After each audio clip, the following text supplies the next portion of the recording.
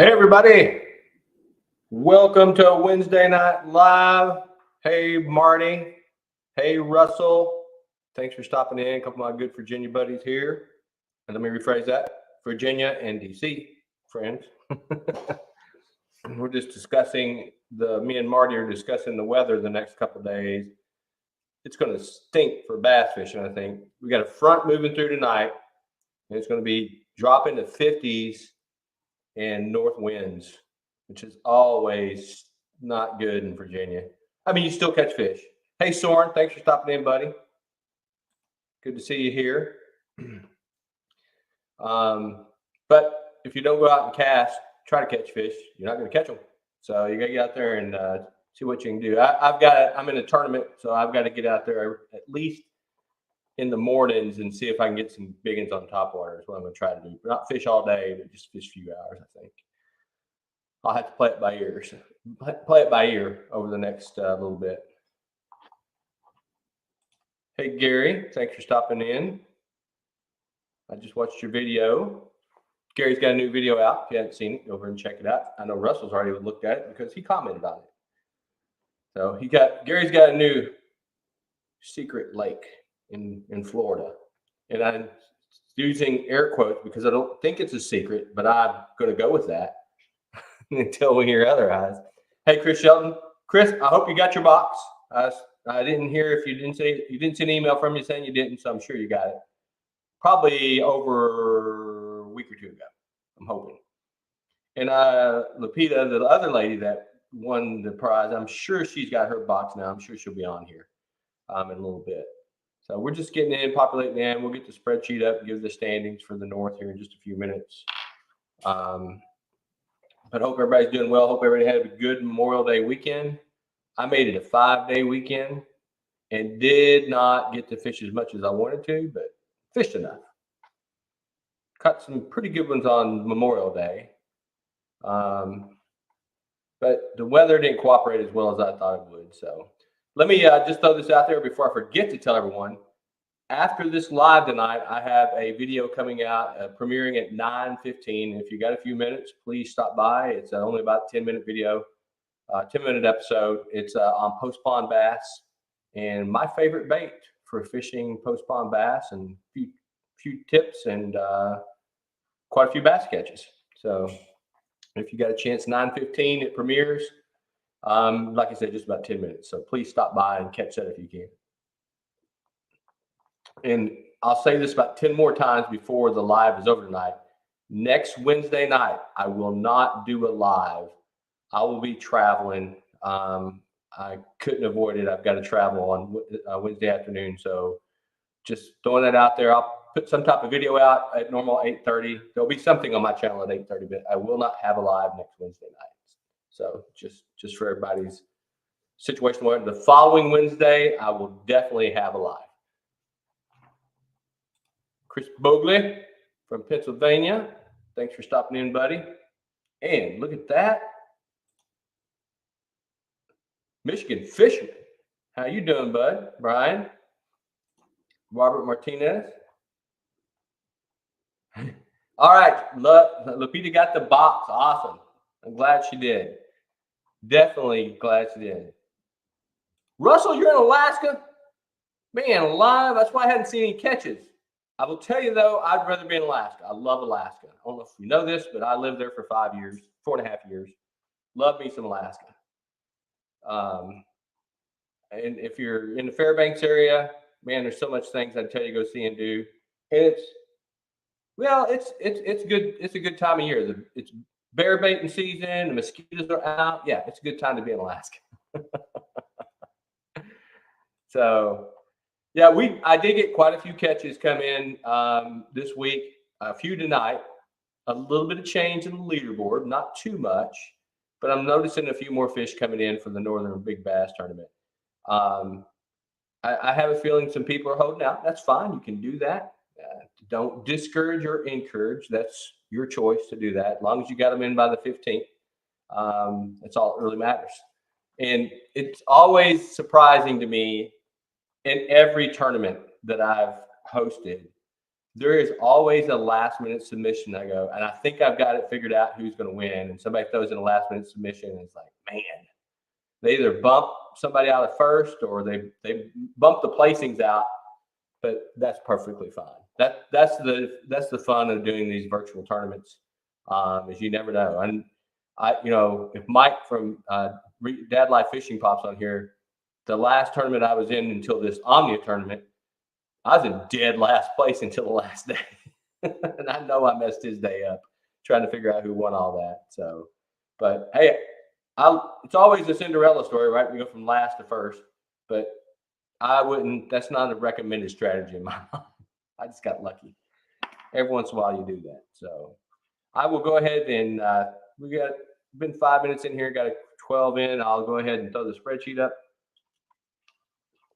For the first time, I'll throw it up about 3 times. And thanks for everybody who turned in their fish. Like I said, let me go ahead and share my screen. By the way, if anybody wants to jump in here, chat with me. Here is the link. Just click on that and you can pop up in here in the screen with me. But let me throw up the spreadsheet for the first time tonight. Make sure I got the spreadsheet ready. I do. Thought I did my homework. And let's go ahead and share the screen here. And bam, I have the top 22 folks in there right now.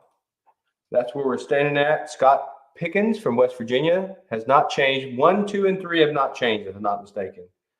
But definitely, everybody's in this. It is not. There's no giants on the board that I would say that's too far out for me to win. We're well within the shack of what typically I see from the Northern Big Bass tournaments. There's no 25, 24s, 23s. I'll just put it that way. In that mix, it's all anybody can catch the big bass to win this one right now. So don't get discouraged if you're not in the top 20. And I think we got about 32 folks that have placed a bass out of the 200 and some odd folks.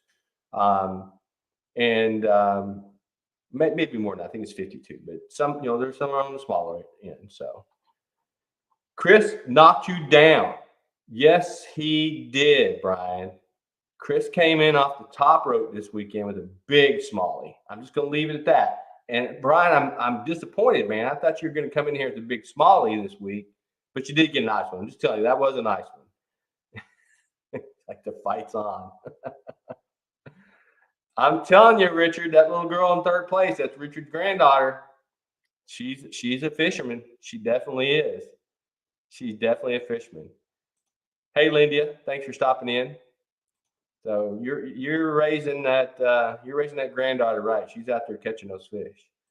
So that's where we're at for now. I'll throw that up again in just a few minutes when we get more folks in here, just so people actually cycle in and out of this. And if you miss this, you all know you can go back on YouTube and watch this later. I always send that out. Brian says he went out today and skunked on smallies, unreal on cats, largemouth, and Rockies. Well, Brian, largemouth and smallmouth count for the tournament. I know you know that, but Chris is saying you'll get him back.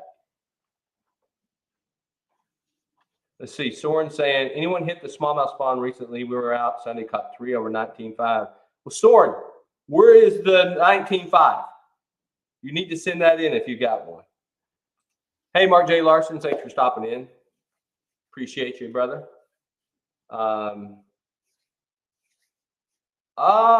Russell's on a cruise ship in Alaska. He's in Juneau. That's awesome. Juneau's a beautiful city. I'm just, if it's your first time to Alaska, Russell, man, Alaska is amazing. I have such fond memories of that place. I would move back today, but my significant other, the wife of 20, almost 30 years, would say no. So just say this one more, just again, for the folks that just came in, if you got time at 9:15, I have a new video premiering tonight after this live.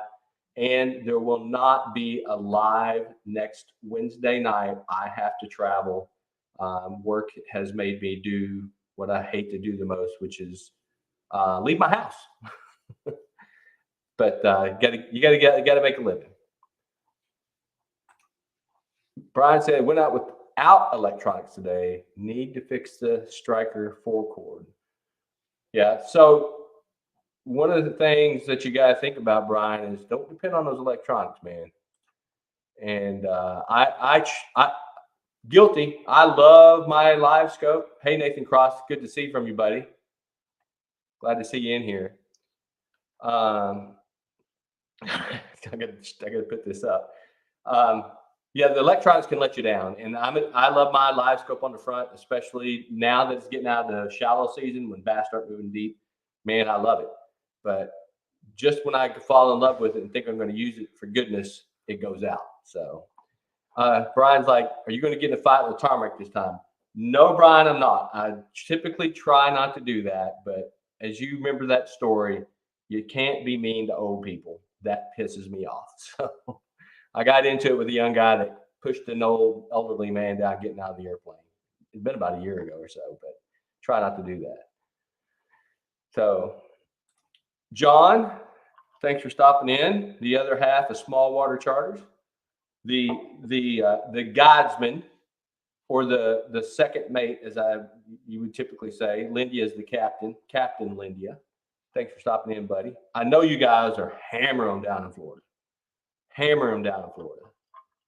I mean, the last video, you guys were really okay. So good to know, John. John's got a premiere at 9:30. I got a premiere at 9:15.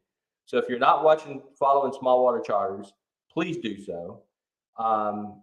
If you can, hit my premiere at 9:15 and go over to John's at 9:30. John, don't sell us out. Don't sell the secrets out on this video, but simply, who got the biggest numbers, you or Lindia?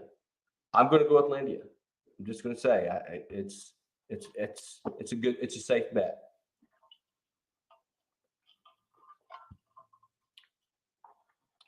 But said he just replaced the transducer. Oh, you had a rat chewing on the cord. Yeah. It's always, like I said, when you get on the electronics, you get where you think you got them and you're going to need them, and you get out there and they don't work for you. So don't get too addicted to them. I'm guilty. I'm just like I said. If you watch my video, watch the one tonight. You'll see I'm always looking, and not. I have a transducer in the back. I have a screen in the back that I always turn my head and look at on the back of the boat to see where the depth is and side scan is. And then I have the one down by my trolling motor.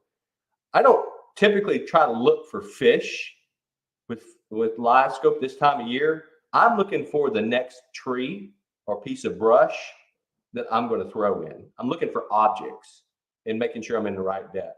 It's a waste of time when bass are shallow, really. If you know bass are in trees or in stumps or whatever, just throw at it, right?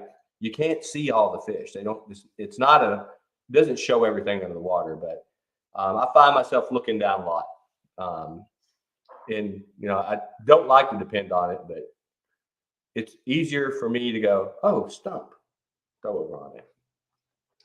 So just look to see if I'm missing anybody in there. John told me very safe bet.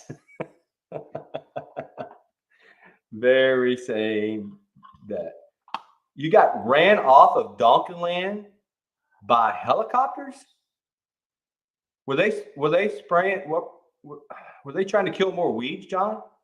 That's kind of concerning because they did this last year, did they not? Didn't they go after the hyacinth last year?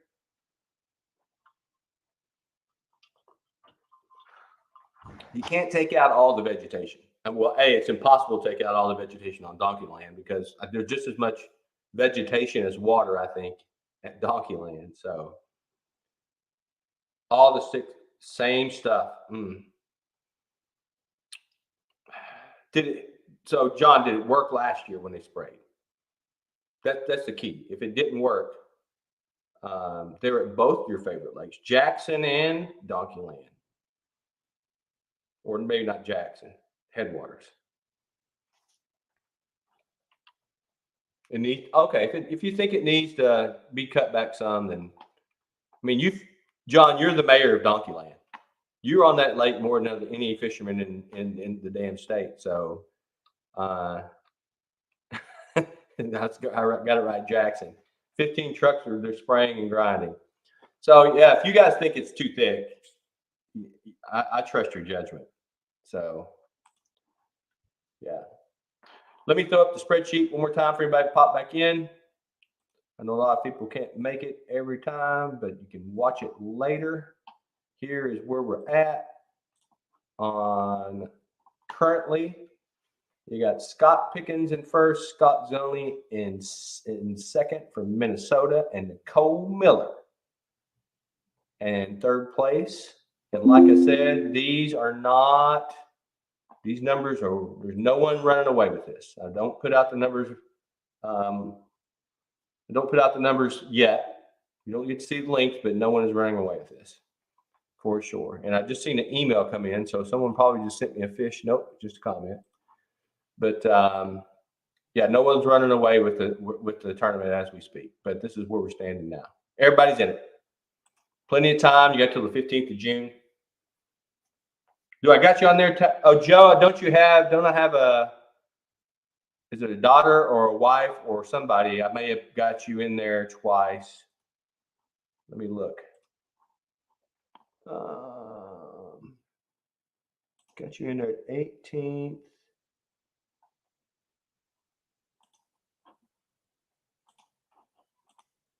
Yeah, I do got you in there twice. No, 2 different emails. So if you have a wife or a sibling registered, maybe I didn't change their name, and that's what it is. My son Logan. Okay, there you go. So your son is in the hunt. So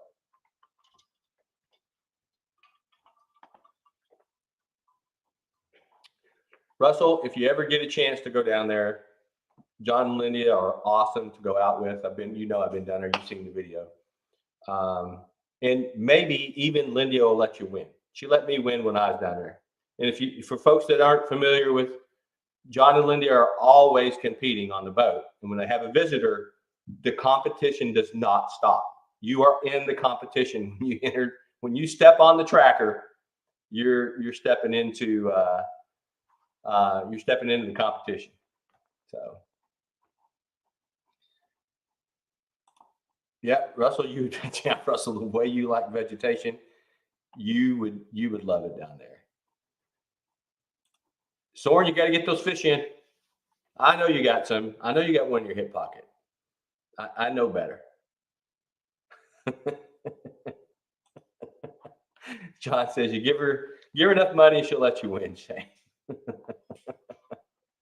I don't think you can buy her. I just don't think so, John.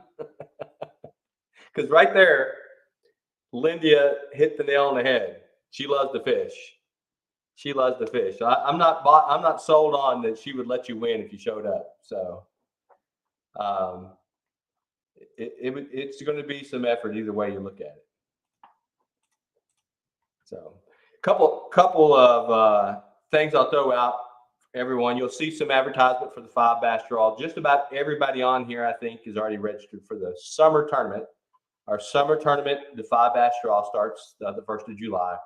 But I'll be sending out, a new video and stuff like that here in the next, just to get more people on there. I'd venture to guess we already have 300 people, and that's just guesstimate on my part, in the 5 bass draw, our big summer tournament.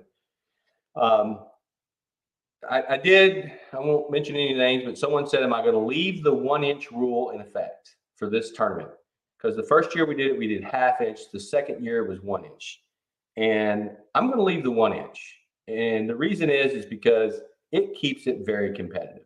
It really keeps it competitive. You got to be smart about the fish you turn in. So it'll be just like last year. The format will be 6-week tournament. You've got to turn in 3 fish at the halfway point, or you cannot enter the second point. So you turn in a 17, 18, 19.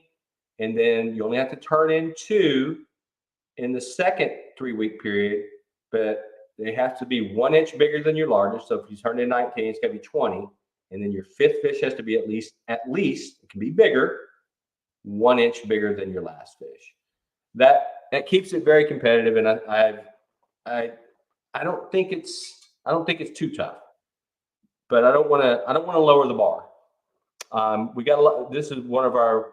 It's the biggest tournament of the year for us, and people really enjoy it. And it was tight. It was tight last year, really tight. So, yep, I got you, Brian. So, Brian, if you can't make it, I get it. Right? Life happens, and honestly, folks, we have a lot of people sign up for these tournaments. And a lot of people sign up and they don't turn in fish. It's things happen. Life happens, right? I mean, kids get sick or something happens on the job. You don't get the time to go fishing. Totally get it, right? You do not hurt my feelings for signing up for the tournament and not turning in fish. I totally understand. I raised 4 kids, was in the military for 27 years. So I understand stuff gets in the way and you can't make it. So if you sign up, that's fine. It's free. That's why I keep these tournaments free. It's for the average angler. If they want to compete and they get a chance to compete, it's fun for them. So on that note, I will have a new sun shirt coming out in the next few weeks.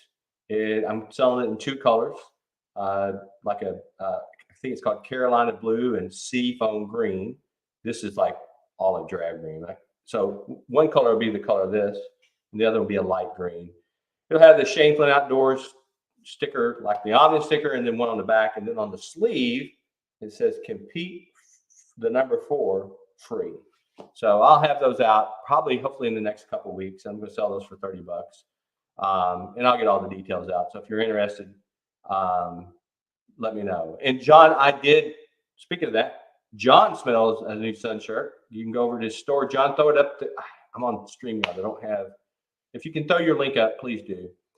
I got me a Small Water Charters shirt, and I wore it the other day. And John, it didn't bring me luck. I'm just saying it didn't bring me luck, but I think it will next time. I caught fish. I'm just messing with you. I just didn't catch any giants. I really wanted to catch a 7-8 pounder and go in the camera. This is because I was wearing a Small Water Charters jersey, and I think I'm going to save that for that. But that's my plan. And by the way, if you have a YouTube channel and you sell a shirt, I'll buy your shirt and I'll wear it on my channel and I'll advertise your channel. I don't care. At this point in my life, it's not about, I do this for fun and be informative and to run these tournaments. I'll advertise for you and I'll even buy your shirt. So if you got something like that, please let me know. Mark, I'm on StreamYard. I can't make anyone a mod on StreamYard. I got to figure that out. If someone knows how to do it, please let me know. So let me throw out let me throw up the spreadsheet one more time. About 25 minutes in, we try to keep this to 30 minutes. And let's share it one more time in case somebody came in. And again, if you don't, you guys are on here watching, but you can catch this later if you need to. Actually, over 100 people watched last week's episode afterwards. So here's the old spreadsheet. And I got the top 22 in here. That's where we're at as we speak.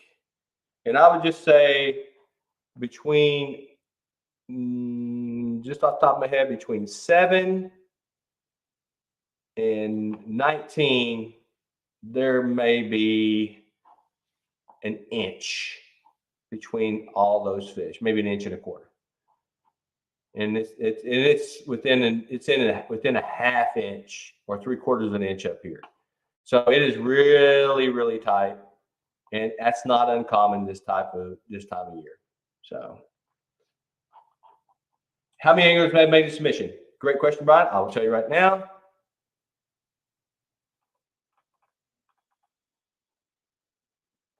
"57 anglers have submitted a catch." 57. 57 people have submitted a catch as we speak right now. So that's where we're at. Yeah, Mark. These tournaments are really, really tight. I mean, people think that, and I always pick on John Lindia because they're in Florida and they're friends of mine. But and Lindia is a two-time winner of the Southern Big Bass Champion. But everybody assumes that if you're in Florida, you're always going to catch the biggest bass. It's not the case. And let me tell you this: does Florida have a lot of big bass? Yes, but it's about getting out there and getting that moment or that opportunity to get that big bite. Right? If you're not on the water enough, or you don't have to be, maybe it's your first time on the water and your third cast of the day, and you catch your biggest bass of your life. It really comes down these big bass tournaments to luck. It really does. It comes down to luck in these tournaments. Let me rephrase it. It comes down to the right opportunity and the right time and you being on the water. Luck may not be the right word, but these tournaments are tight because you can always catch that 5 or 6 pounder, but that 7 or 8 pounder that you can always get that 20 or 21, but that 22 or 23 or 24 to win is that tough one. And Lindia says it right there. Timing and weather are factors. Absolutely, Lindia. It is definitely factors. So even look, even as a YouTuber, I get out there and I fish 3 or 4 days a week on average, not all day. I'll fish 3 or 4 hours in the morning, and I'll get a crush day. And you guys seen some of the videos I've caught 9 pounders, 8 pounders, 7 pounders, but there are more days that I catch just 12 and 14 and 2 pounders than there are way more days than me catching 7, 8, 9 pounders. So, but it's all about getting out of the water, enjoying fishing. So being outdoors, that's what it's all about to me. So, but I would say, Brian, back to your original question, how many people have submitted? I would guess, based on my numbers from last year, we're going to have about, out of the 200, I think it's 268 folks, if I'm not mistaken, somewhere in that range, not quite 300. I'll get 100 total submissions. About 100 total submissions, maybe 105, 110. The Southern Big Bass Tournament, we were over half submitted a fish, and we had over 500 on that one. So it's somewhere between 60 to 40%, depending on the tournament. The Southern or the summer tournament, the Big Bass Draw, I have people that will send in the first 3 fish and they won't submit anymore because they don't think it through. They put too big a fish, or they think they got too small a fish. So it's that tournament's different. That's tournament different. Mark's saying he's been catching some nice, but nothing huge yet, but you're out there. That's all that matters, Mark. You're out there. The opportunity will come. Good point, Russell. Preparation, opportunity, and luck is what it really boils down to every time. I mean, I'm not a big believer, and I'll just throw this out there, but Gary's on here, my buddy Gary from Gary's Fish Show. He knows how I am when it's time for fishing. I get in a mode, and I believe that I'm going to go out there and crush it. And if you go out there and believe it, and I think it helps you mentally, it keeps you in the game. Once you start casting more, you want to do more. And typically that puts me in a mental mind state of I'm going to do it. And most of the time it works for me. It really, really works. John's like, location. Yes. You got to be on the water, John. But I do agree, the right lake at the right time.